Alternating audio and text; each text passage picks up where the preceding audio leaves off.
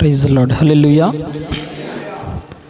దేవుడిచ్చినటువంటి ఈ శ్రేష్టమైన సమయాన్ని బట్టి ప్రభుకి వందనాలు తెలియచేస్తూ, అదేవిధంగా మనకి అవకాశం ఇచ్చినటువంటి అధ్యక్షుల గారికి వందనాలు తెలియచేస్తూ చిన్న ప్రార్థన చేసుకుని దేవుని వాక్యాన్ని ఈ మధ్యాహ్న కాల సమయంలో ధ్యానం చేసుకుందాం. మహాపరిశుద్ధుడైన మా తండ్రి, జీవాధిపతి యేసయ్య, మీ వందనాలు, స్తుతులు, స్తోత్రాలు చెల్లిస్తూ ఉన్నాను. దేవా, ఈ ప్రత్యేకమైన సమయంలో బెరియన్ సేవకుల సదస్సులో నిలబడి మాట్లాడటానికి మీరు చూపిన కృపను బట్టి వందనాలు చెల్లిస్తున్నాం నాయన. అయ్యా, ఇదిగో తండ్రి, మనుషుల ఊహల వలన లేఖనంలో ఏ వాక్యము కలగలేదు, కానీ మనుషులు పరిశుద్ధాత్మ చేత ప్రేరేపించబడి 40 మంది వివిధ ప్రవక్తలు వివిధ కాలాల్లో మీరు బయలుపరిచినటువంటి వాక్యాన్ని సమకూర్చి మీరు మా చేతుల్లో పెట్టారు నాయన.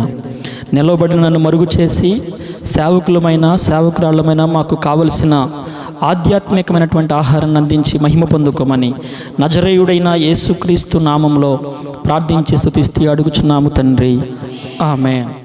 పరిశుద్ధ బైబిల్ గ్రంథంలో నుంచి కొన్ని మాటలు మనం ధ్యానం చేసుకుంది. ఈ మధ్యాహ్న సమయంలో కేవలం నేను ఒక 40 నిమిషాలు మీతో మాట్లాడాలని ఆశపడుతున్నాను.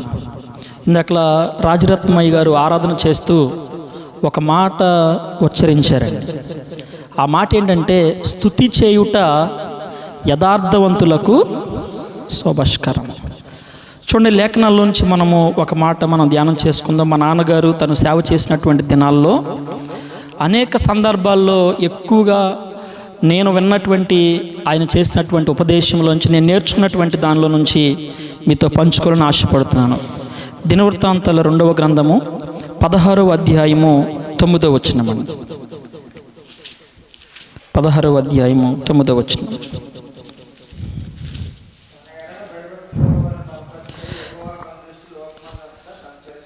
తన ఎడల యథార్థ హృదయము గలవారిని బలపరుచుటకై యెహోవా కనుదృష్టి లోకమందంతటా సంచారము చేయుచున్నది.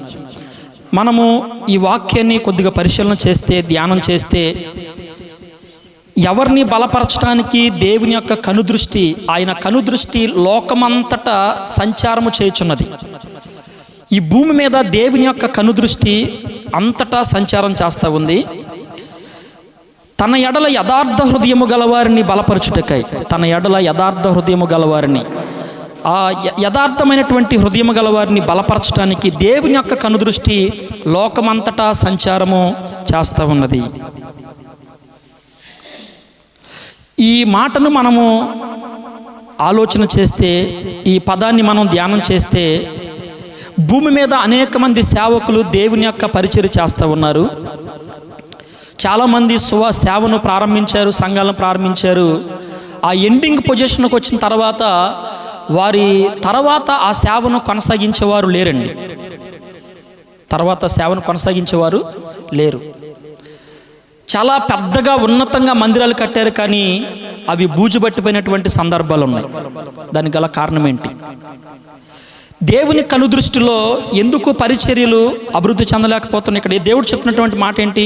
తన ఎడల యథార్థ హృదయము గల వారిని బలపరచుటకై, అంటే మనల్ని బలపరచటానికే, మన సంఘాన్ని బలపరచటానికి, మన కుటుంబాన్ని బలపరచటానికి ఆయన కనుదృష్టి లోకమంతా సంచారం చేస్తూ ఉంది.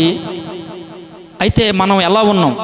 మనము ఏ విధంగా బలపరచగలుగుతాం? మనం చాలా సందర్భాలు ఏం చూస్తామంటే, సేవకులుగా ఉన్నవారు ఏదైనా ఒక మినిస్ట్రీ వచ్చి మనల్ని బలపరుస్తుందేమో, బెరియా సంఘస్థులు, అమెరికా దేశం ఉన్నటువంటి బెరియా వారు మనకి ఏదన్నా సహాయం చేస్తారేమో, ఏదైనా ధనం పంపిస్తారేమో అని ఎవరో బలం కోసం మనం ఎదురు చూస్తూ ఉంటాం. ఏదైనా ఒక మినిస్ట్రీ నన్ను బలపరచాలి, మనం సేవ చేయాలంటే ఎవరు బలపరచాలండి? మనల్ని మినిస్ట్రీ బలపరచాలా? ఎవరైనా ఆర్థికంగా మనం సహకరిస్తే మనం బలపరచబడతాం. ఎంత ఇస్తే బలపరచబడతాం? 1 లక్ష ఇస్తే బలపరచబడతామా? 10 లక్షలు ఇస్తే మన మానవునికి ఇది చాలు అనేది ఏమైనా ఉందా? లేదు. మరి మనల్ని ఎవరు బలపరచాలి అంటే, మన సంఘాన్ని, మన కుటుంబాన్ని, మన బిడ్డలను ఎవరు బలపరచాలి అంటే దేవుడే మనలను బలపరచాలి. ఆమేన్. లేఖనాల్ని మనం పరిశీలన చేసుకుందాము. ద్వితీయోపదేశకాండము 18వ అధ్యాయము 13వ వచనం చదువుకుందామండి. ద్వితీయోపదేశకాండము 18వ అధ్యాయము 13వ వచనంలోంచి ఒక మాట మనం చదువుకుందాం.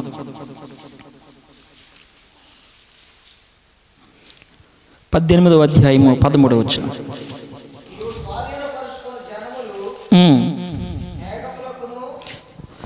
ద్వితీయోపదేశకాండము 18వ అధ్యాయం 13వ వచనం. నీవు నీ దేవుడైన యెహోవా యొద్ద యథార్థపరుడువై ఉండవలెను. ఒక సేవకుడు దీవించబడాలి అంటే, ఒక సంఘము దీవించబడాలి అంటే సేవకునికి ఉండవలసినటువంటి లక్షణాన్ని ఈరోజు మనం ధ్యానం చేయబోతున్నాం. హల్లెలూయా. లేఖనం తెలియచేస్తుంది, నీవు నీ దేవుడైన యెహోవా యొద్ద యథార్థపరుడువై ఉండవలెను. మనం ఎలా ఉండాలంటే దేవుని యొద్ద యథార్థపరుడువై ఉండాలి. యథార్థంగా మనం ఉండాలి. మనుషుల సహాయం మనకు లేకపోవచ్చు, మనుషులందరూ చేయి విడిచిపెట్టవచ్చు, మన స్థితిగతులు చాలా దయనీయమైన పరిస్థితుల్లో, దీనమైనటువంటి పరిస్థితుల్లో ఉండవచ్చు. అయినప్పటికీ దేవుని దృష్టిలో మనము యథార్థవంతులమై మనం ఉండాలి. అక్కడ లేఖనం తెలియచేస్తుంది, నీవు నీ దేవుడైన యెహోవా యొద్ద యథార్థపరుడువై ఉండాలి. మన దేవుని యొద్ద ఆ యథార్థతను మనం కలిగి ఉండాలి అని లేఖనం తెలియచేస్తూ ఉంది. తర్వాత మరొక వాక్యాన్ని మనం చదువుకుందాం. సమూయేలు 2వ సమూయేలు గ్రంథము 22వ అధ్యాయము 26వ వచనంలోంచి కొన్ని మాటలు మనం చూద్దాం. చూడండి, సమూయేలు 2వ గ్రంథము 22వ అధ్యాయము 26వ వచనాన్ని చదువుకుందాం. దేవుని యొక్క గుణగణాలని ఇక్కడ దావీదు ఈ కీర్తన రాస్తూ ఉన్నాడు. దావీదు, ఇది దావీదు రాసినటువంటి ఒక గీతములో నుంచి మనం చూడవచ్చు. ఆయన ఏమని రాస్తూ ఉన్నాడు, ఏమని కీర్తన చేస్తాం. దయగలవారి ఎడల నీవు దయ చూపించుదువు, యథార్థవంతుల ఎడల నీవు యథార్థవంతుడుగా నుందువు. హల్లెలూయా. మనం పాటలు పాడుతూ ఉంటాం కదండి, దయగలవారి ఎడల దయచూపువాడని. ఆయన ఎవరైతే దయ కలిగి ఉన్నారో వారి ఎడల ఆయన దయ చూపుతాడు. యథార్థవంతుల ఎడల యథార్థవంతుడుగా ఉంటాడు. ఈ రోజున మనము యథార్థంగా సేవ చేస్తే రేపు దేవుడు మన బిడ్డల ఎడల ఆ యథార్థతను కనుపరుస్తాడు. ఆమేన్. చూడండి, లేఖనాలు మనం పరిశీలన చేస్తూ ఉంటే ఇదే అధ్యాయంలోంచి మరికొన్ని మాటలు మనము చూద్దాము. దేవుడు యథార్థవంతుల ఎడల యథార్థతను చూపిస్తాడని మనం చదువుకుంటూ ఉన్నాం. అదే 31వ వచనంలోనికి మనం వెళ్దాం. 31వ వచనంలో అసలు దేవుడు ఎవరు, ఎందుకు ఆయన యథార్థవంతుల ఎడల యథార్థతను చూపిస్తాను అంటున్నాడు చూద్దాం ఒకసారి. 31వ వచనం ఇదే అధ్యాయము చదువుదాం. దేవుడు యథార్థవంతుడు. చాలండి. దేవుడు ఎవరు, మనం ఆరాధిస్తున్నటువంటి దేవుడు ఎవరు, ఆయన యథార్థవంతుడు. మనకు తెలుసు కదండి, లేఖనాల్లో మనం చూస్తూ ఉన్నాం, యెహోవా పరిశుద్ధుడు గనుక మీరును ఎలా ఉండాలని చెప్తుంది లేఖనము, పరిశుద్ధుడు. అది 1 పేతురు 1వ అధ్యాయంలో మనం చూస్తే ఆ వాక్యాన్ని మనం అక్కడ చూడవచ్చు. పేతురు రాసినటువంటి మొదటి పత్రిక 1వ అధ్యాయము అక్కడ 14వ వచనంలో మనం చదివితే పాత నిబంధన గ్రంథంలో రాయబడినటువంటి వాక్యాన్ని అక్కడ పేతురు గారు కోట్ చేస్తూ కొన్ని విషయాలు ధ్యానం అక్కడ వివరిస్తూ వచ్చారు. ఈరోజు చూస్తే మనము ఆరాధిస్తున్నటువంటి దేవుడు ఆయన యథార్థవంతుడు. దేవుడు ఎవరంటే ఆయన యథార్థవంతుడు. చదువుదాం 33వ వచనాన్ని. ఇదే 2వ సమూయేలు గ్రంథము 22వ అధ్యాయము 33వ వచనాన్ని మనం చదువుకుందామని. దేవుడు నాకు బలమైన కోటగా ఉన్నాడు, ఆయన తన మార్గమునందు యథార్థవంతులను నడిపించును. హల్లెలూయా. ఒక యథార్థత కలిగి మనం సేవ చేస్తే, యథార్థతలో నిలబడి ఏమున్నా ఏమి లేకపోయినా నీతిగా యథార్థంగా మనం సేవ చేస్తే దేవుడు అంట మనలను తన మార్గంలో దేవుడు నడిపిస్తాడు. హల్లెలూయా. చాలా సందర్భాల్లో మనం మన మార్గంలో నడవాలి అని మనం ఆలోచిస్తూ ఉంటాం. ఇంగ్లీష్లో ఒక మాట ఉంది, man's will is always self will. మానవుని యొక్క చిత్తము ప్రతి సందర్భంలో కూడా అది సెల్ఫ్ విల్గా మారిపోద్ది అంట, స్వచిత్తంగా మారిపోద్ది. కానీ దేవుని యొక్క చిత్తం అనేది మనలను తన మార్గంలో నడిపిస్తుంది. యథార్థవంతులను దేవుడు నాకు బలమైన కోటగా ఉన్నాడు, ఆయన తన మార్గమందు ఎవరు నడిపిస్తాడయ్యా అంటే యథార్థంగా సేవ చేసేవారిని దేవుడు తన మార్గంలో దేవుడు నడిపిస్తాడు. హల్లెలూయా. యథార్థత గురించి మనం నేర్చుకుంటున్నాము. ఆయన తన మార్గమునందు యథార్థవంతులను నడిపిస్తాడని మనం చూస్తున్నాము. ఏంటయ్యా యథార్థత, ఎలా ఉండాలి యథార్థత, మేము యథార్థంగా ఉండట్లేదా అని కాదు. ఈ వాక్యాలు మనకు తెలిసినవే, కానీ మరొకసారి దేవుడు మనతోటి మాట్లాడుతున్నాడు. హల్లెలూయా. గతంలో మనకి జనవరి 1 జరిగినాయి కదండి. జనవరి జరిగింది, ఆరాధనలు జరిగినాయి, క్రిస్మస్ ఆరాధనలు జరిగినాయి. అంటే నాకు తెలిసినట్టు ఒక చిన్న విషయాన్ని సేవకులుగా మీతో పంచుకోవాలని ఆశపడుతూ ఉన్నాను. మనం ఫండ్ రైజ్ చేస్తాం చర్చిల్లో. ఏమని, ఇప్పుడు మనం సెమీ క్రిస్మస్ భోజనాలు పెట్టుకుంటున్నాం కాబట్టి అందరూ తల కొంత అమౌంట్ ఇవ్వండి, లేదంటే జనవరి 1 భోజనాలకో ఏదో ఒక సంథింగ్, ఒక మీటింగ్, ఒక కార్యక్రమం జరిగినప్పుడు చర్చిలో మనం ఫండ్ రైజ్ చేస్తాం. విశ్వాసులు చాలామంది వారు కలిగిన దాంట్లో ధారాళంగా వారిస్తారు. ఈ లెక్క మన దగ్గరే ఉంటుంది తప్ప ఇంకా విశ్వాసులకు మనం తిరిగి మరల లెక్క చెప్పం. ఏదైతే ఒక కార్యక్రమాన్ని మనం చేసామో ఆ అకౌంట్స్ అంతటిని కూడా మనం టాలీ చేసి ఖర్చులైన తర్వాత మిగిలినటువంటి ధనాన్ని మనం సంఘానికి తెలియచేయాలి. అది యథార్థత. హల్లెలూయా. ఒక సేవకుడు ఆర్థికమైనటువంటి విషయంలో సంఘం ఎదుట యథార్థంగా ఉన్నప్పుడు చాలామంది ఏమనుకుంటారంటే, అయ్యో మనం చెప్పేస్తే మళ్ళీ వచ్చే సంవత్సరం ఎవరేమో మిగిలిని అని మళ్ళీ వెనకాల ఇవ్వస్తుందేమో, వెనక్కి ఇవ్వాల్సి వస్తుందేమో అనుకుంటారు. అంటే నాకు కలిగినటువంటి అనుభవం నుంచి నేను సంఘముతో కలిసి పనిచేసి ఏదైతే మేము ఆ ఫండ్ని గ్యాదర్ చేసామో అదంతా కూడా అయిన తర్వాత మిగిలినటువంటి దాని ఎంత మిగిలిందని సంఘస్థులకు నేను తెలియచేశానండి. హల్లెలూయా. మా సంఘ పెద్దలు ఏమన్నారంటే, అయ్యా మీ దగ్గరే ఉంచండి, ఏదో మరొక కార్యక్రమానికి ఏదో ఒక వస్తువు కొందాం, అలా జాగ్రత్త చేయండి అని చెప్పారు. ఇప్పుడు సంఘము మనకి సహకరించాలి అంటే, సంఘము ఆర్థికంగా మనకు సహకరించాలంటే ఆర్థిక విషయాల్లో మనం సంఘముతోటి యథార్థంగా మనం ఉండాలి. చాలామంది ఊరుకూరుకుని అబద్ధాలు ఆడిసేస్తూ ఉంటారండి సేవలో. ఊరుకూరుకుని ఏదో ఒక చిన్న చిన్న విషయాలలో అబద్ధాలు ఆడేసి మన మాటలు, మన ఆలోచనలు అన్నీ కూడా యథార్థతను కోల్పోతే విశ్వాసులకు మనల్ని నమ్మరండి సేవలో. దేవుడు మనల్ని నమ్మాలి. ఆ సేవ చేస్తున్నటువంటి సమయంలో విశ్వాసులు ఏదైతే వారు కలిగి ఉన్నారో మనం చేస్తున్నటువంటి సేవ నమ్మకంగా తెరచిన పుస్తకంలాగా ఉన్నప్పుడు దేవుడు ఖచ్చితంగా మన యథార్థతను బట్టి దేవుడు దీవిస్తాడు. ఆమేన్. మా సంఘంలో ఉన్నటువంటి వారు ఆర్థిక విషయాల్లో నాలో ఉన్నటువంటి యథార్థతను వారు చూశారండి. సంఘంలో వచ్చినటువంటి ప్రతి ధనంలోంచి, ప్రతి నిధిలో నుంచి కూడా దశంభాగం తీయటం వారి కళ్ళ ముందే, ఆ ధనాన్ని సేవలో వారి కళ్ళ ముందే ఖర్చు పెడతాం చూసిన తర్వాత చాలామంది నూతనమైనటువంటి బిడ్డలు ఆర్థికంగా దశంభాగాలు ఇవ్వటానికి ముందుకు వచ్చారు. ఆమేన్. చాలామంది సమర్పించుకుని ముందుకు వచ్చారండి. అంటే దైవజనుడిగా మొట్టమొదటిగా మనం యథార్థంగా ఉంటే మన వెనకాల సంఘము యథార్థంగా ఉంటుంది. కుటుంబంలో మొట్టమొదటిగా యజమానుడిగా మనం కుటుంబ విషయాల్లో నమ్మకంగా ఉంటే కుటుంబం అంతా మనకు సహకరిస్తుంది. సొలొమోను గురించి మనం చూస్తే, సొలొమోను రాజైన తర్వాత, నేను దాని గురించి ఎక్కువ చెప్పను కానీ తను రాజైన తర్వాత తన అన్నదమ్ములందరూ, రాజ్యంలో ఉన్న వారందరూ కూడా సొలొమోనుకి లోబడినట్లు మనం లేఖనాల్లో చూస్తున్నాం. దానికి గల కారణము దేవుని యొక్క సన్నిధిలో ఆయన పని విషయంలో సొలొమోను గారు యథార్థంగా దేవుని యొక్క పని చేశారు. ఆమేన్. చూద్దాం, మనుషులు దేవుని ఎదుట యథార్థవంతులుగా మనం ఉండాలి. ఈ యథార్థవంతులుగా ఎవరున్నారు, మనం ఎలా గమనించగలుగుతాం ఒక వ్యక్తి యథార్థంగా ఉన్నాడు? దానికి సంబంధించినటువంటి లక్షణాలు ఏంటి?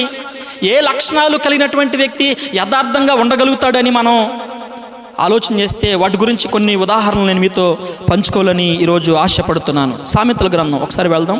సామెతల గ్రంథము, పరిశుద్ధ బైబిల్ గ్రంథంలో నుంచి సామెతల గ్రంథము 14వ అధ్యాయము 9వ వచనాన్ని మనం చదువుకుందామండి. 14వ అధ్యాయము 9వ వచనం.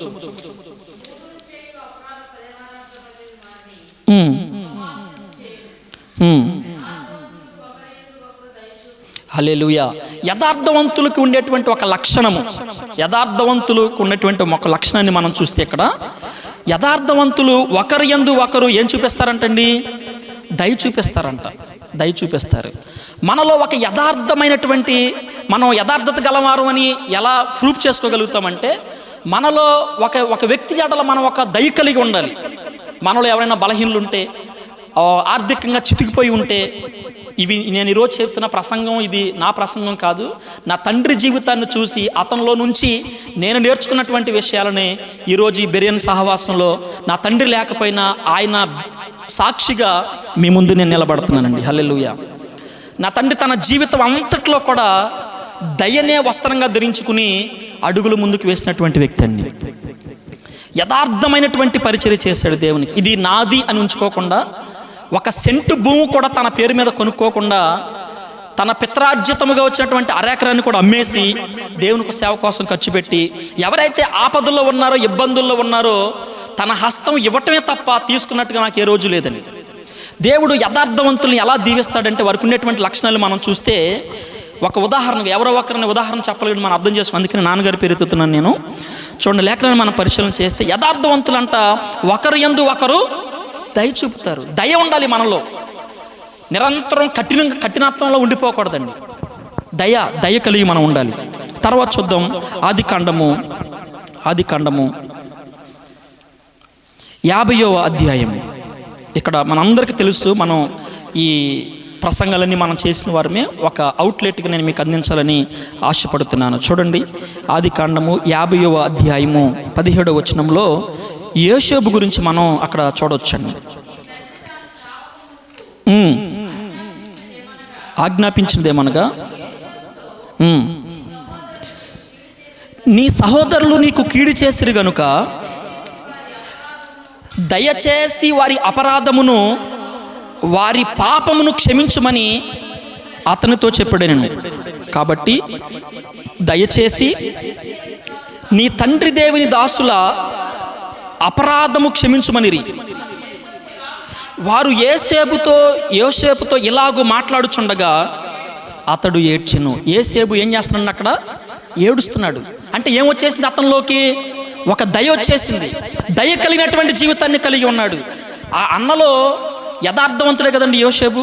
తనకు వచ్చిన కళ చెప్పాడు. అవునండి, తనకు వచ్చినటువంటి కళని వివరించాడు. యథార్థంగా సేవ చేసుకుంటా ముందుకు వెళ్ళా. తనకు కలిగినటువంటి ప్రతి పరిస్థితిని కూడా, జరుగుతున్న మిస్టేక్లని తండ్రికి చెప్తూ ఉండేవాడు. యథార్థవాది అంట లోకానికి విరోధి. యథార్థవాది ఏంటి? లోకానికి విరోధి. లోకానికి విరోధి కావచ్చేమో, కానీ దేవునికి ఇష్టమైనటువంటి ప్రియుడు. ఆమేన్, హల్లెలూయా. చూడండి, లేఖనాన్ని మనం పరిశీలన చేస్తూ ఉంటే అన్నదమ్ములు అందరూ కూడా ఇతన్ని గోతిలో పడేశారు. గోతి అనుభవంలోకి నెట్టేశారు. చనిపోవాలని, చంపాలని ఎదురు చూశారు. బానిసగా అమ్మేశారు. ఎంత చిత్రహింసలు పెట్టినా యోసేపు ఎంత యథార్థంగా ఉన్నాడు అంటే తన జీవితంలో ఒక దయను కలిగి ఉన్నాడండి. తర్వాత అన్నదమ్ములు తిరిగి వచ్చినప్పుడు వారు ఆ మాటలు చెప్తూ ఉన్నప్పుడు తను ఏడ్చి ఒక దయను చూపించి అతను అంటున్నటువంటి మాట చదువుకుందామండి. ఆ మాటను మనము 18వ వచనం చదువుకుంటే, మరియు అతని సహోదరులు పోయి అతని ఎదుట సాగిలపడి, ఇదిగో మేము నీకు దాసులమని చెప్పగా, యోసేపు భయపడకుడి, నేను దేవుని స్థానమందున్నానా? మీరు నాకు కీడు చేయను ఉద్దేశించరు, కానీ నేటి దినమున జరుగునట్లు అనగా బహు ప్రజలను బ్రతికించినట్లు అది మేలుకే దేవుడు ఉద్దేశించెను. ఆ మాట చూస్తారని ఎంత బాగుందో. అన్నా, మీరు నాకు కీడు చేసినా అది నాకు మేలయ్యింది.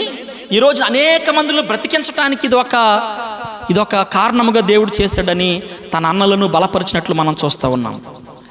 ఆ పోతీఫరు ఇంట్లో ఉన్నప్పుడు యోసేపు చెరసాల్లో పెట్టేశాడండి. చెరసాల్లో బంధించబడినటువంటి పరిస్థితులు మనం చూడవచ్చు. అయినా కానీ తన యజమానుడి ఎడల దయ కలిగి ఉన్నాడు తప్ప తన యజమానుని భార్యను పట్టుకోవటానికి ఆయన అడుగు ముందుకు వేయలేదండి. ఒక దయను వస్త్రంగా ధరించుకుని యోసేపు అడుగులు ముందుకు వేస్తున్నాడు. యోసేపుని మనం చూడవచ్చు ఒక యథార్థవంతుడుగా. తనలో ఆ యథార్థంగా ఉన్నాడు అనటానికి ఒక కారణం, లక్షణం ఏంటంటే తను ఒక దయను కలిగి ఉన్నట్లు తన అన్నదమ్ముల ఎడల మనం చూస్తూ ఉన్నాము. మరొక మాట తెలుసు మనందరికి కూడా, యథార్థత గురించి మనం ధ్యానం చేస్తూ ఉన్నాం. చూడండి, మరొక ఉదాహరణ మనం చూద్దాం. యోబు గ్రంథము మనందరికి బాగా సుపరిచితమైనటువంటి వ్యక్తి. అనేక సందర్భాల్లో మనం లేఖనాలు తన గురించి మనం బోధించాము. ఈరోజు కొన్ని మాటలు మనం ధ్యానం చేసుకుందాం. యోబు గ్రంథము అందులో 1వ అధ్యాయము 8వ వచనాన్ని మనం చదువుకుందామండి. అందుకు యెహోవా, నీవు నా సేవకుడైన యోబు సంగతి ఆలోచించితివా? అతడు యథార్థవంతుడును న్యాయవంతుడునై దేవుని యందు భయభక్తులు కలిగి చెడుతనమును విసర్జించిన వాడు భూమి మీద అతని వంటి వాడు ఎవడునూ లేడు. అంటే దేవుని యొక్క కనుదృష్టి లోకంలో యథార్థవంతులని మీద ఆయన కనుదృష్టి ఆయన నిలుపుతూ ఉన్నాడు. ఆయన తన చూపుతో చూస్తున్నప్పుడు అక్కడ యోబు గారిని దేవుడు కనిపెట్టాడండి. అందుకని అక్కడ ఆయన మాట్లాడుతూ నా సేవకుడు. యోబు గారు ఎవరండి? దేవునికి సేవకుడు. మనం ఎవరం? దేవునికి సేవకులం. మనం దేవుని యొక్క సేవ చేసేవారు మనం. హల్లెలూయా. దేవుని యొక్క పనిలో ఉన్నాం మనం. ఆ యోబు గారిని మనం ఆలోచన చేస్తే అతడు యథార్థవర్తనుడును, యథార్థత కలిగినటువంటి వ్యక్తి. అయ్యా, నువ్వు నన్ను చంపేసినా నేను చచ్చిపోవటానికైనా సిద్ధమే, కానీ యథార్థతను నేను విడిచిపెట్టను అంటే చావటానికి కూడా సిద్ధపడి అంత యథార్థవంతుల్ని మనం కనుగొనగలమా? చూడండి, మరొక మాటను మనం ఇదే యోబు గ్రంథంలో మనం ధ్యానం చేద్దాం. పరిశుద్ధ బైబిల్ గ్రంథంలో నుంచి 42వ అధ్యాయంలో ఒక చక్కటి మాట మనం చూడవచ్చు. 42వ అధ్యాయము 7-8 వచనాలు చూద్దాం. యెహోవా యోబుతో ఇక్కడ ఎలీఫజ్ గారిని మనం ఒకసారి జ్ఞాపకం చేసుకుందాం. మన సహవాసంలో ఎలీఫజ్ గారిని మనం జ్ఞాపకం చేసుకుందాం. హల్లెలూయా. ఎలీఫజ్ గారిని మనం జ్ఞాపకం చేసుకుంటే యెహోవా యోబుతో ఆ మాటలు పలికిన తర్వాత ఆయన తేమానీయుడైనటువంటి ఎలీఫజ్తో, నేనైతే అండర్లైన్ చేసుకున్నాను ఆయన పేరుని బైబిల్ గ్రంథంలో. హల్లెలూయా. ఇలాగూ సెలవిచ్చెను, నా సేవకుడైన యోబు పలికినట్లు మీరు నన్ను గూర్చి యుక్తమైనది పలకలేదు గనుక నా కోపము నీ మీదను నీ ఇద్దరి స్నేహితుల మీదను మండుచున్నది. యథార్థంగా లేని వారి మీద అంట దేవుడి కోపం ఎలా ఉంటుందంటే చెప్పండి, మండుతూ ఉంటుంది. మంట రగిలిపోతూ ఉంటుంది దేవునికి. చూస్తాడు చూస్తాడు చూస్తాడు, ఇంకా మారతామేమో, ఇంకా బలపరచబడతామేమో, ఇంకా ఎలా ఉంటాం అంటే వారు అంటే దేవునికి విరుద్ధంగా మాట్లాడేశారండి. మనం కూడా చాలా సందర్భాల్లో మనల్ని ఎవరు చూస్తలేదు, ఎవరు పట్టించుకోవట్లేదులే, ఏమన్నా నా సంఘం నేనే రాజు నేనే మంత్రి అన్నట్టుగా మనం పరిచయం చేసుకుంటూ ముందుకు వెళ్ళిపోతామండి. మనము ఈరోజు మెసేజ్ పూర్తిగా ముగించేసరికల్లా దేవుని యొక్క కనుదృష్టి మన పైన ఎలా ఉందో, ప్రభు మనల్ని ఎలాగ దీవిస్తారో అనే విషయాలు మనము ఈరోజు గమనించబోతున్నాం. నమ్మిన వారందరూ హల్లెలూయా చెప్పండి.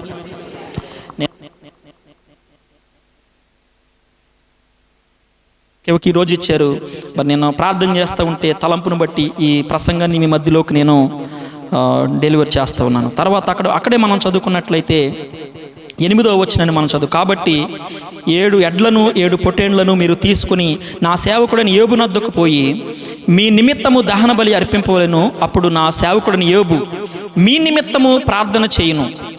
మీ అవివేకమును బట్టి మిమ్మును శిక్షింపకుండునట్లు నేను అతనిని మాత్రము అంగీకరించదును. దేవుడు ఎవరిని అంగీకరిస్తున్నాడు అంటే యథార్థవంతులను దేవుడు అంగీకరిస్తున్నాడు. సేవకులుగా మనం భూమి మీద దెయ్యాలు వెళ్ళగొట్టవచ్చు, భాషలు మాట్లాడవచ్చు, స్వస్థతలు చేయొచ్చు, రకరకాలైనటువంటి కృపావరాలు కలిగి మనం సేవలు ముందుకు వెళ్ళొచ్చు. కానీ క్రమము లేకపోతే, యథార్థకరమైనటువంటి పరిస్థితి లేకపోతే రేపు అనొచ్చు దేవుడు, అక్రమము చేయవారు నా యొద్ద నుండి నేను అన్నాడు మిమ్మను ఎరగను అని చెప్పొచ్చు దేవుడు. ప్రభువా ప్రభు అని పిలిచేవాడు ప్రవేశింపలేడు.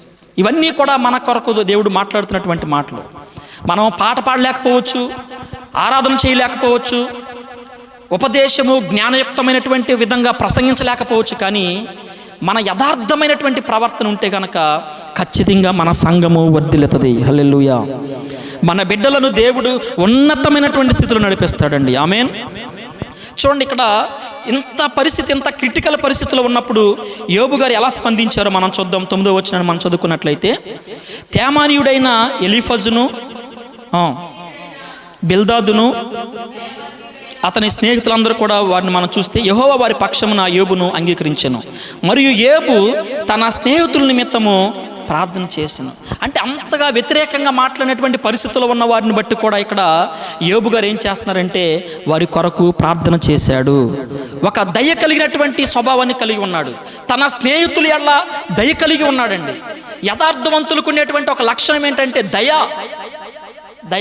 కలిగి ఉండాలి. తన స్నేహితుల ఎడల యోబు దయ కలిగిన విధానాన్ని బట్టి, వారి కొరకు ఇతను ప్రార్థన చేసినటువంటి విధానాన్ని బట్టి దేవుడు యోబు గారిని 2 అంతలుగా దీవించాడండి. హల్లెలూయా. దేవునికి స్తోత్రాలు చెల్లిద్దాం. హల్లెలూయా. మనము కనుక యథార్థత కలిగి ప్రార్థన చేస్తే ఖచ్చితంగా మన స్థితులను దేవుడు 2 అంతలుగా ఆశీర్వదించునుగాక. ఏదైతే పోగొట్టుకున్నామో అవన్నీ తిరిగి మరలా దేవుడు మన సంఘాలలో, మన పరిచర్యలో దేవుడు రెస్టోర్ చేయునుగాక. మరొక మాట మనం చదువుకుందాము. ఇదే లేఖనాల్లోంచి ఒకసారి అపోస్తుల కార్యాల గ్రంథంలోకి మనం వెళ్దాం. ఇప్పటి వరకు పాత నిబంధనలో ఉన్నటువంటి భక్తులు కొంతమందిని మనం చూసాము, వారు ఎలాగ యథార్థంగా ఉన్నారో. క్రొత్త నిబంధనలో దేవుని యొక్క సన్నిధిలో దయతో ఉన్నటువంటి ఒక వ్యక్తి మనం చూద్దాం. అపోస్తుల కార్యాల గ్రంథము 7వ అధ్యాయము 59వ వచనాన్ని మనం చదువుకుందాం. అపోస్తుల కార్యాలు 7వ అధ్యాయము 59వ వచనం. అపోస్తుల కార్యాలు.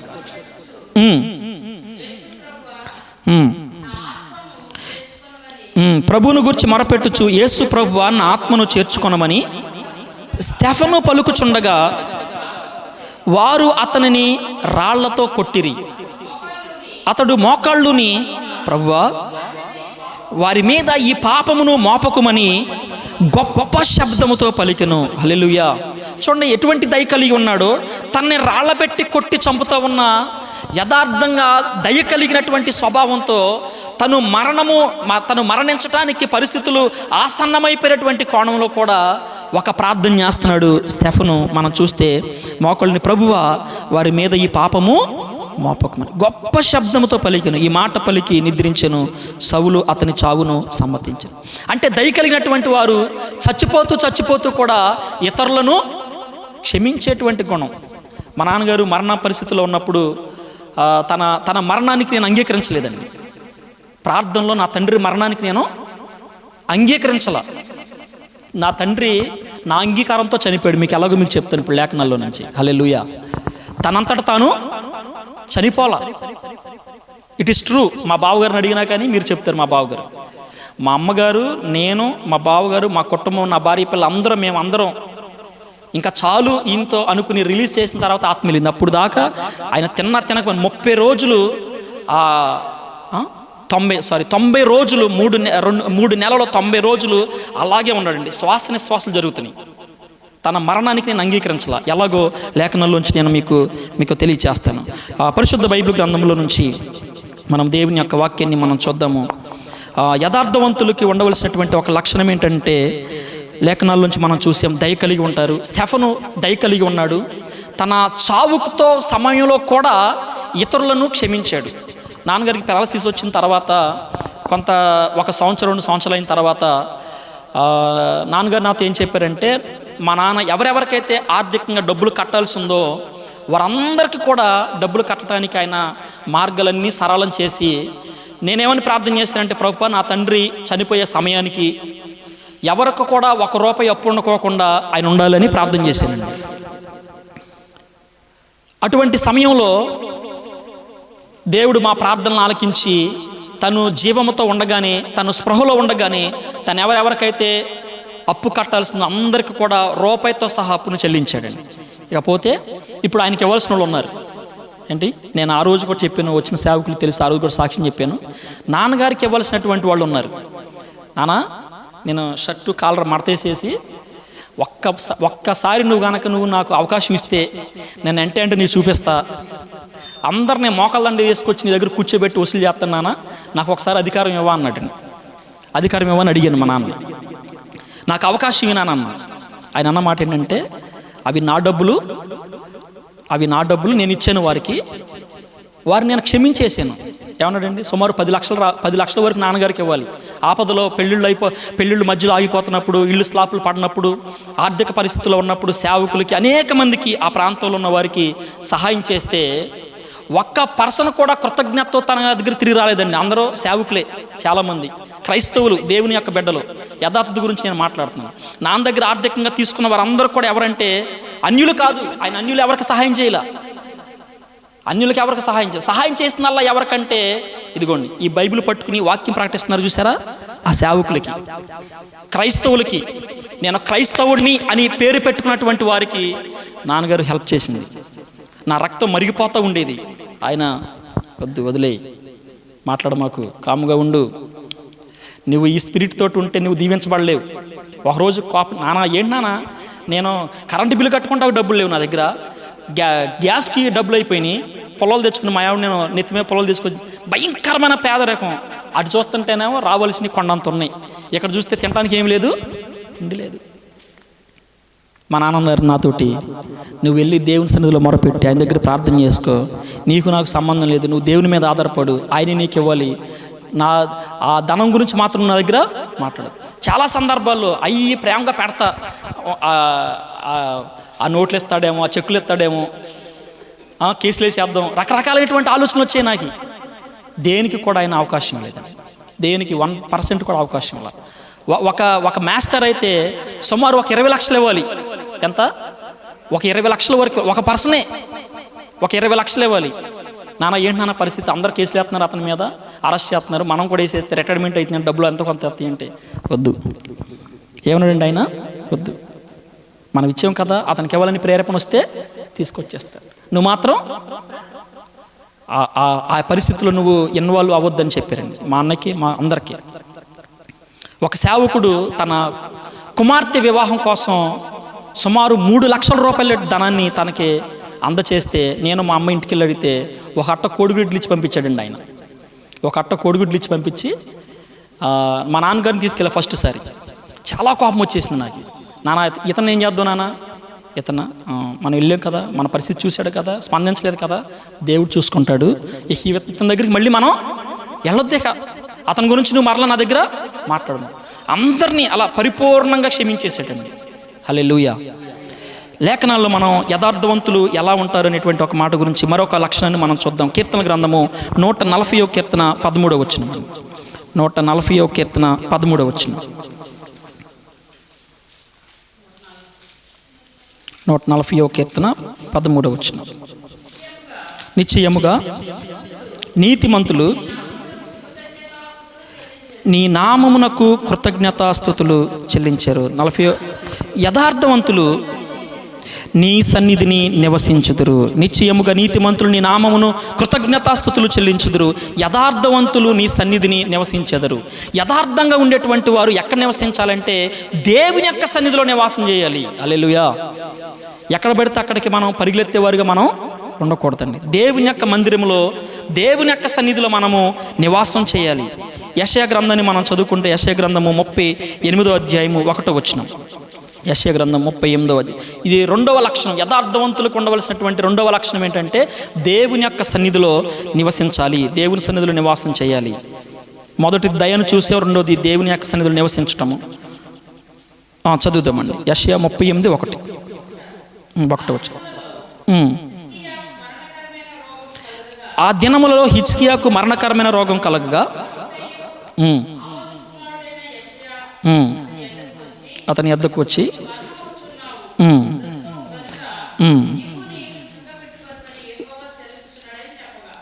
చాలండి. ఈ లేఖనాలన్నీ కూడా మనకు తెలుసు, మనం బోధించినవి, చదివినట్టు, ధ్యానించినటువంటి వర్తమానాలే. ఇక్కడ ఒక చిన్న మాటను మనం ధ్యానం చేసుకుంటే ఇలా తెలియచేస్తూ ఉంది. అప్పుడు ఆ పరిస్థితుల్లో చెప్పగా అక్కడ 2వ వచనం మనం చదువుకుంటే అతడు తన ముఖమును గోడ తట్టు త్రిప్పుకొని, యెహోవా యథార్థ హృదయుడునై సత్యముతో నీ సన్నిధి నేను ఎట్లు నడుచుకుంటున్నో, నీ దృష్టికి అనుకూలముగా సమస్తం నేను ఎట్లు జరిగించుతున్నో కృపతో జ్ఞాపకం చేసుకోమని హిజ్కియా కన్నీళ్లు విడిచాడు. హిజ్కియా ఎవరంటే మనందరికీ తెలుసు, యథార్థవంతుడని తెలుసు మనకి. యోబు గారి గురించి మనం చూసాము, ఆయన యథార్థవంతుడని, అతడు వంటి వాడు భూమి మీద లేడని, అతను దయ కలిగి ఉన్నాడు. ఇక్కడ హిజ్కియాని మనం చూస్తూ ఉన్నాము. ఈ హిజ్కియా గారిని మనం చూస్తే ఆయన దేవుని యొక్క సన్నిధిలో యథార్థవంతుడిగా ఉన్నాడండి. యథార్థవంతుడిగా ఉండి ఆ గోడ వైపు తన ముఖాన్ని తిప్పుకుని దేవుని యొక్క సన్నిధిలో ప్రార్థన చేశాడు. ఇక్కడ ఇందాక నేను చెప్పాను కదా, ఈ వాక్యాన్ని ఎత్తిపట్టి నేను ప్రార్థన చేశాను. ఫస్ట్ స్ట్రోక్ వచ్చి నాన్నగారు హాస్పిటల్లో ఉన్నప్పుడు నేను చేసినటువంటి ప్రార్థన, నా తండ్రి చావటానికి వీలు లేదు, ఆయనకి హిజ్కియాకు పొడిగించినట్లుగా ఆయుష్ని పొడిగించు ప్రభువా, జరగవలసినటువంటి పనులు అనేకమైన ఉన్నాయి. మరి నా తండ్రి ఆ పెరాసిస్ స్ట్రోక్ వచ్చి పడిపోయినప్పుడు నా భార్య 8వ నెల 9వ నెల ప్రెగ్నెన్సీ అండి. మా అక్క 2 పిల్లలను చూశాడు ప్రభువా, నా పిల్లలను కూడా నా తండ్రి చూడాలి అని దేవుని సన్నిధిలో మోకరించి ప్రార్థన చేశాను. ఒకవేళ ఆయన చూడలేడేమోనని 1 నెల ముందుగానే హాస్పిటల్ పంపించేసి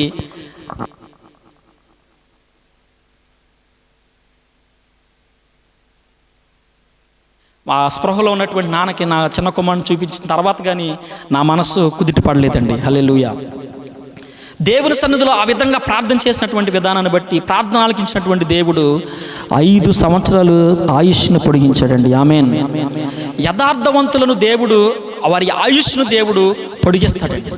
యథార్థవంతుడిగా ఉన్నటువంటి ఆ హిజ్కియా గారు ఎలా ఉన్నారో మనం లేఖనాల్లో ఒకసారి ధ్యానం చేస్తే 2వ దినవృత్తాంతాల గ్రంథము 29వ అధ్యాయము, దినవృత్తాంతాల 2వ గ్రంథము 29వ అధ్యాయము 20వ వచనాన్ని మనం చదువుకుందామండి. అప్పుడు రాజైన హిజ్కియా పెందలకాడ లేచి పట్టణపు అధికారులను సమకూర్చుకుని యెహోవా మందిరమునకు పోయెను.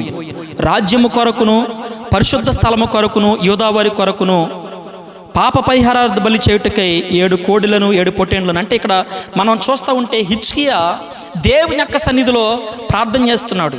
పెందలకాడనే లేచి దేవుని సన్నిధిలో నివాసం చేస్తున్నాడు. తనకు ఒక బలహీనమైన పరిస్థితి తన జీవితంలో సంభవించిందని తెలిసిన వెంటనే దేవుని సన్నిధిలో ప్రార్థన చేయటానికి ఒక గొప్ప తీర్మానాన్ని తీసుకున్నట్లు మనం లేఖనాల్లో చూస్తూ ఉన్నాం.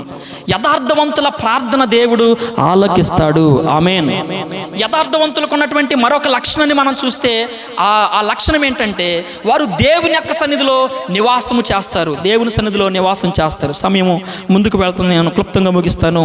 కీర్తనకారుడు మనందరికి తెలుసు, కీర్తనల గ్రంథము 23వ అధ్యాయము 6వ వచనాన్ని మనం చదువుకుంటే, చిరకాలము యెహోవా మందిరములో నేను నివాసము చేసేదును. అతను ఎక్కడ ఉండటానికి కోరుకుంటున్నాడు అంటే దేవుని యొక్క మందిరంలో నివాసం చేయటానికి కోరుకుంటున్నాడండి. విచిత్రం ఏంటంటే ఈ రోజున చాలామంది సేవకులు దేవుని మందిరంలో నివాసం చేయరండి. దేవుని మందిరంలో నివాసం చేయరు. ఎక్కడ మీటింగ్ జరుగుతుంది, ఒక గ్రూపులు ఉంటాయి. మన కొంతమంది నాకు తెలిసినటువంటి పరిస్థితులను బట్టి మాట్లాడుతున్నాను. వీళ్ళు ఫోన్లు చేసుకుని ఎక్కడ ఉంది ఈరోజు షెడ్యూల్ ఏంటి, ఈ వారం ఏమైనా ఉన్నాయా ఏంటండి, ఈ వారం ఏమైనా ఉన్నాయా, ఎక్కడ 100 ఎత్తున్నారు, ఎక్కడ 200 ఎత్తున్నారు, ఇదే పరుగు. దేవుని మందిరంలో ఉండరు, దేవుని సన్నిధిలో ఉండరు. ఎక్కడ పడితే అక్కడికి వెళ్ళిపోతూ, ఏ సహవాసాలు పడితే ఆ సహవాసాలు వెంట వెళ్ళిపోతూ దేవుని యొక్క సన్నిధిలో నివాసం చేయకుండా ఏదో భూ సంబంధమైనటువంటి విషయాల కొరకు పరిగెత్తేవారుగా ఉంటారు. కానీ మనం ఆలోచన చేయవలసిన విషయం ఏంటంటే దేవుని యొక్క సన్నిధిలో యథార్థమైనటువంటి హృదయంతో కనుక మనం ఉంటే, యథార్థ హృదయము గల వారిని దేవుడు బలపరుచుటకై యథార్థవంతులను దేవుడు బలపరుస్తాడండి. ఆమేన్. దేవుని యొక్క బలం మనకు కలుగుతూ ఉంది. దేవుని యొక్క సన్నిధిలో నివసించి మనం ఏం చేయాలంటే దేవుడు మనకు అప్పగించిన సంఘము కొరకు గంటలు గంటలు ప్రార్థన చేసేవారుగా ఉండాలి. దేవుని యొక్క వాక్యాన్ని మనం ధ్యానం చేసేవారుగా ఉండాలి.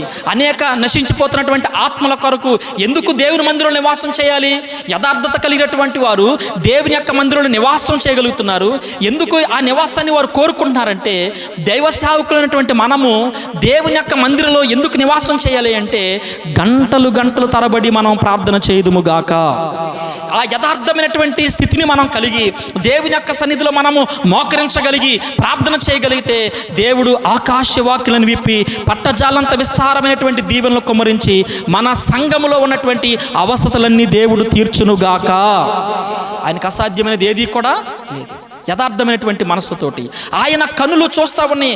మనల్ని బలపరచడానికే దేవుడు ఉన్నాడండి. ఎందుకంటే ఆయన యథార్థవంతుడై ఉన్నాడు కాబట్టి ఆయనను ఆరాధించేటువంటి వారము, దేవుని యొక్క సన్నిధిలో సేవకులుగా పిలవబడినటువంటి మనము, దేవుడు మనకు అప్పగించినటువంటి కుటుంబాలలో, సంఘాలలో, పరిచర్యలలో మనం యథార్థంగా ఉంటే కనుక ఆయన యథార్థతను మనకి కనుపరిచి అప్పుడు మనలను బలపరచడం దేవుడు ప్రారంభిస్తాడండి.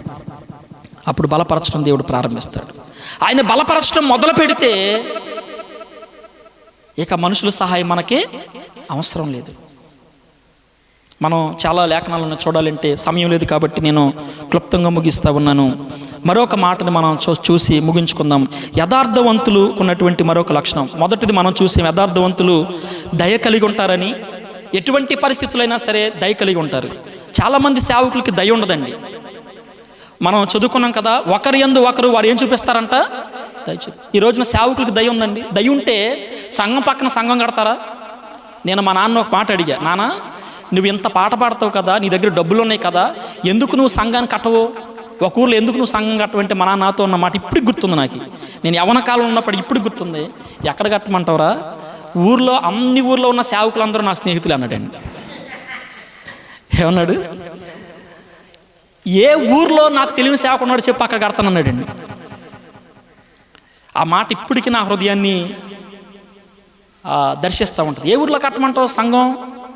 ప్రతి ఊర్లో నాకు తెలిసిన సేవకులు ఆల్రెడీ అక్కడ చేస్తున్నారుగా సేవ. భూమి మీద మనం సంపాదించుకునేది ఏముంది? అక్కడ వెళ్ళి వడబడుతూ ఉండేవాడండి. అప్పుడు నేను మా నాన్న పిచ్చోడు అనుకున్నాను. నేను ఏంటి ఇలా చేస్తున్నాడు సేవ అనుకున్నాను. కానీ ఆది అపోస్తులు చేసినటువంటి పరిచర్యను నా దేవుడు నా తండ్రికి అప్పగించాడు. హల్లెలూయా. దయ ఉందండి. ఈరోజు సేవకులు పక్కన మందిరం ఉంటే అక్కడే మందిరం కట్టాలని ప్రేరేపణ, అక్కడే మందిరం కట్టాలి. మరొక దైవజనుడు ఉన్నాడుగా, ఒక దైవజనుడు కడుపు కొట్టేలాంటి ఆలోచన తప్ప ఆ దేవుడు ఈరోజు నన్ను ఆశీర్వదించాడే, నాకు ఆశీర్వదించి నాకు ఆర్థికంగా ఇచ్చాడే, ఇదిగో చెయ్యి చాపి ఒక దైవజనుడికి ఆశీర్వదిద్దాం, ఒక దైవజనుడికి హెల్ప్ చేద్దాం అనేటువంటి ఆలోచన లేదు. దయ లేదు. ఎంతసేపు పోగేసుకోవటం, ఇక మనమే ఆశీర్వాదం అంటే ఈ రోజున ఏమైపోయిందంటే బిల్డింగ్ పైన బిల్డింగ్ కట్టడం, డాబా పైన డాబా కట్టడం, లేదంటే ఒక కారు కొనుక్కోవటం ఆశీర్వాదం అనుకుంటారు. కానీ ఆశీర్వాదం అంటే ఏంటో తెలుసండి? దేవుని యొక్క మందిరంలో నివసించటమే ఆశీర్వాదము. హల్లెలూయా. నీ ఆశీర్వాదం ఉంది, నిత్యము నా కుటుంబం నీ మందిరములో నీ సన్నిధిలో, అది కోరుకున్నాడు దావీదు.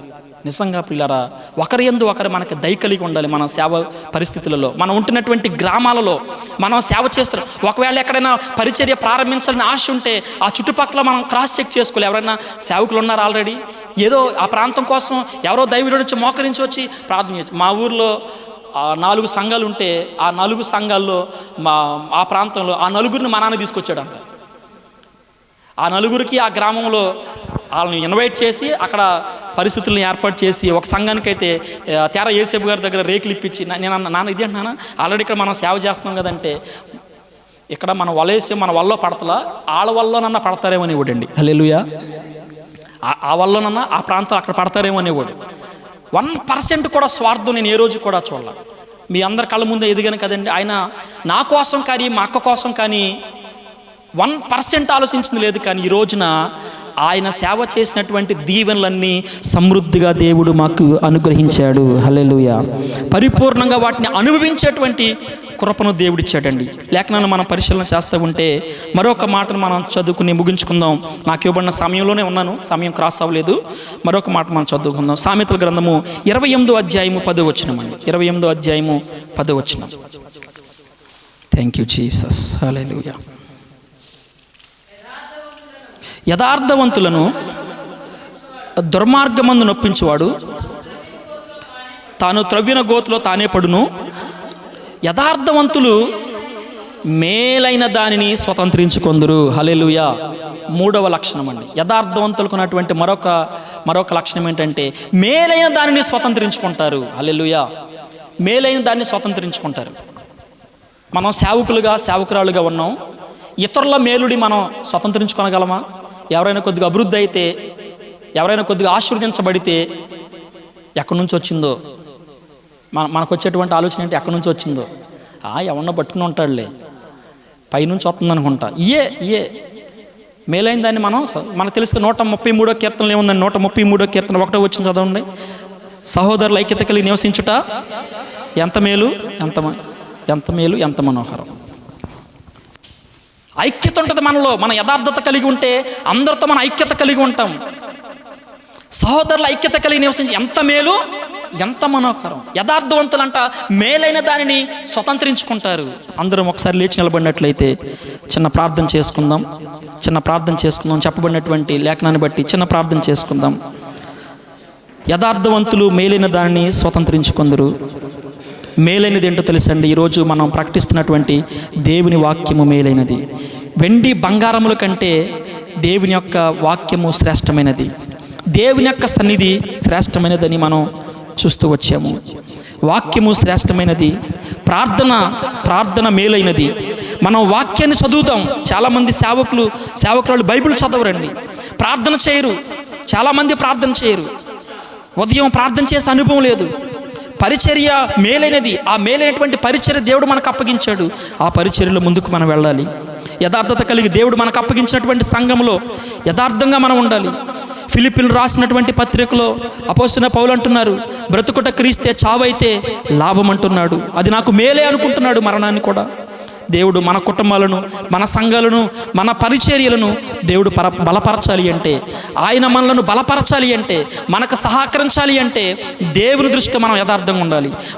మన కాలంలోనే సేవ చేసినటువంటి సేవకులు, దేవుని యొక్క సేవకులు ఏసన్న గారు కావచ్చు, భక్త సింగ్ గారు కావచ్చు, దేవుని యొక్క సేవకులు మనం సాధు సుందర్ సింగ్ గారికి చూడవచ్చు. ఈ దైవజనులు అందరూ కూడా యథార్థమైన పరిచర్య వారు చేశారు కాబట్టి దేవుడు వారిని బలపరిచాడండి. వారి కుటుంబాలను దేవుడు బలపరిచాడు, వారి సంఘాలను దేవుడు బలపరిచాడు, వారి పరిచర్యలను దేవుడు బలపరిచాడు. యథార్థవంతులను దేవుడు త్రోసివేసే దేవుడు కాదు, యథార్థవంతులను దేవుడు బలపరిచేవాడిగా ఉన్నారు. ఆయన యథార్థంగా దేవుని యొక్క సేవ చేసినటువంటి వారిని నీతిమంతుల సంతానము చేయి చాపి భిక్షాం దేహి అని ఎవరి దగ్గర కూడా అడుగుకోకుండా చేసే దేవుడు ఆయన. సింహపు పిల్లలు లేమి కలవై ఆకలి కొనునేమో కానీ యెహోవాను ఆశ్రయించిన వరకు ఏ మేలు కుదువై ఉండదని సెలవిచ్చాడు. మనం యథార్థత, మనం చేసే ప్రార్థన, మనం చేసే భక్తి ఈరోజు మనతో ఆగిపోయేది కాదు, కానీ మన వెనకాల మన తరం వారికి దీవెనకరంగా నా దేవుడు మారుస్తాడు, తరతరాలకి ఆశీర్వాదకరంగా మారుస్తాడు. ఇదిగో ఆయన యొక్క కనుదృష్టి తన ఎడల యథార్థము గల వారిని బలపరచుటకై యెహోవా కనుదృష్టి లోకమంతటా సంచారము చేయుచున్నది. ఎస్, ఆయన కనుదృష్టిలో మనం యథార్థవంతులుగా పరిచర్య చేద్దామా? యథార్థతను కలిగి ఉందామా? దయ కలిగి ఉందామా? ఒకరి ఎడల ఒకరు దయ, ఒకరి ఎడల కఠినత్వం నాలోంచి తీసే ప్రభువా, నాలోంచి తీసే ప్రభువా. నీవు యథార్థంగా ఉంటే నీ భార్య ఎడల దయ కలిగి ఉంటావు.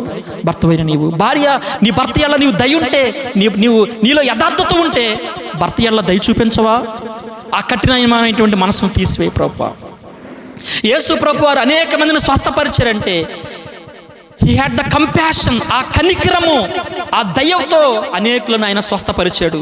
ఈ రోజున సేవ చేస్తున్నటువంటి సేవకులమైన మనలో దయ లేకపోతే, యథార్థత లేకపోతే మనము పరిచర్యలో ఎవరిని కూడా మనం సంపాదించుకోలేమండి, ఎవరిని కూడా మనం రక్షించలేము. యేసయ్య అనేక మంది ఎడల దయ చూపించాడు కాబట్టి, ఆ సమరయ స్త్రీ ఎడల దయ చూపించాడు కాబట్టి ఆమెను రక్షించగలిగాడు. ఆమె వలన ఆ సమరయ ప్రాంతం అంతా కూడా రక్షించబడింది. ఆయన దయతో, కనికరముతో, ఆ లవ్ అండ్ కంపాషన్ తోటి అనేక మందిని ఆయన స్వస్థపరిచాడు. మనం చేస్తున్నటువంటి సేవ పరిస్థితుల్లో దేవుడు మనకి అటువంటి దయను అనుగ్రహించును గాక. నశించిపోతున్నటువంటి ఆత్మల ఎడల దయ కలిగి ఉండాలి మనం. అయ్యో వారు నరకానికి వెళ్ళిపోతారే, వారి కొరకు ప్రార్థన చేయాలి. ఒక దయ, నశించిపోతున్న ఆత్మల ఎడల దయ. మనందరం కూడా ప్రార్థన చేద్దాం. మన మధ్యలో ఉన్నటువంటి అయ్యగారు మనల్ని ప్రార్థన నడిపిస్తారు. అందరం కూడా ప్రార్థనలోకి వెళ్దాం. Hallelujah, hallelujah. Thank you Jesus. ఎత్తబడిన వాక్యం నిమిత్తము మన మధ్య ఆమోసయ్య గారు అందరూ వచ్చి ప్రార్థన చేస్తారు. ప్రేమపూర్ణుడా, దయగలిగిన స్వామి, ఉన్నతమైన నామముల స్తోత్రాలు, వందనాలయ్యా.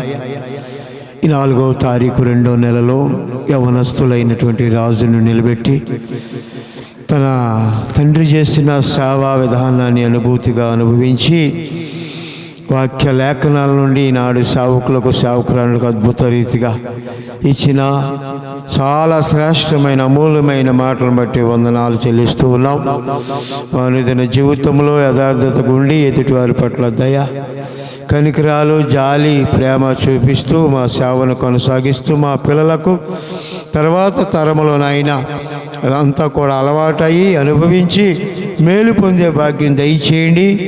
ఇంతవరకు నడిపించిన వాక్య పరిచయను బట్టి ఆ సంఘాలు, సంఘబిడ్డలు, కుటుంబాలు, పిల్లలు మీరు దీవించి ఆశీర్వదించి మరి ఎక్కువగా ఆత్మాభిషేకం రెండంతల ఆత్మతో నింపి బహుబలముగా అనేక చోట్ల వాడుకుని ఆ మినిస్ట్రీ అంతటిని ఫ్రూట్ఫుల్ మినిస్ట్రీగా మార్చమని, దీవించమని యేసు పేరట అడిగి పొంది ఉన్నాము పరమ తండ్రి. ఆమేన్. కూర్చుందామండి. మంచిది. మరి మంచి వర్తమానం రాజు ఇచ్చారు. మరి యథార్థత అంటే అబద్ధమా